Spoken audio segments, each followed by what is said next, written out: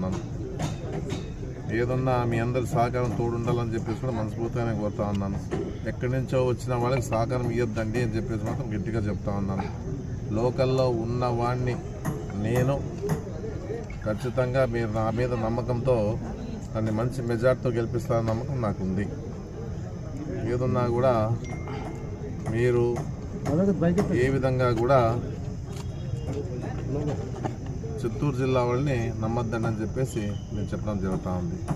మీరు చూస్తూ ఉన్నారు, వాస్తవాలు కూడా చూస్తూ ఉన్నారు, ఏ విధంగా మాట్లాడుతూ ఉన్నారో చూస్తూ ఉన్నారు, ఏ విధంగా వ్యక్తిగతంగా మాట్లాడుతూ ఉన్నారో చూస్తూ ఉన్నారు.